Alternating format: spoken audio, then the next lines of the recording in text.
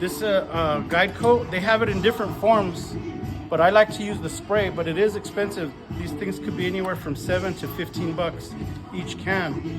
And you got to remember too, here's a little tip. If you drop this and that tip breaks, you're screwed because there's no way to get it out and you end up having to throw it away. But watch, come over here. I personally seen people where they go and they spray it on like that. A lot of people, you see it like that. But when you're blocking, you want to be able to take it off and not leave anything behind. So when you go to spread this stuff, you got to kind of give it an even coat. Might as well put it a little bit dark, that way it helps you see.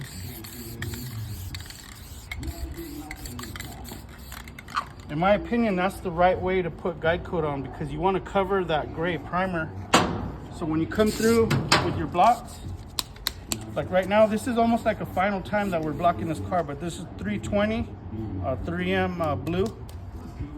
And you'll see right here, you get in close too.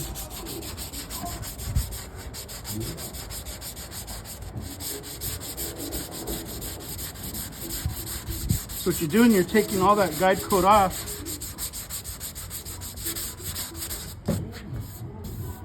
And then you could still see the little bit of texture there. That means you got to go a little further. A lot of people, what they'll do, if they don't use this stuff, they'll sand it and they'll fill it and it feels smooth.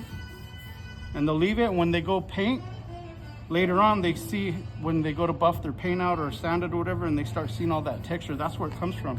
If you don't get rid of that texture on your primer, it will show through to your paint, through your clear, through everything. And then when you try getting rid of that, it won't happen. It'll be underneath. So that's why I use guide coat all the time and a heavy build primer. Watch, let's do this one little piece right here and I'll show you. You go pass it over a couple times. Now you see that texture, it looks like a drywall texture.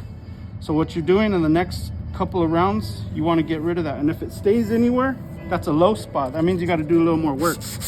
But like I said, this 64 Impala, this is like the last sanding that we're doing. You got to have the right shape and do it in a hex, like an X. You know what I mean? Not a hex.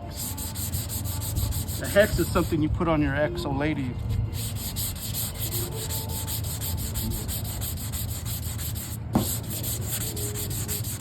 Or what she puts on you, I don't know. But there we go, look at that.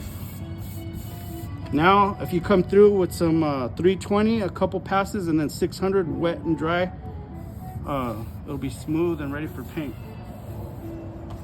So that's today's lesson on guide coat.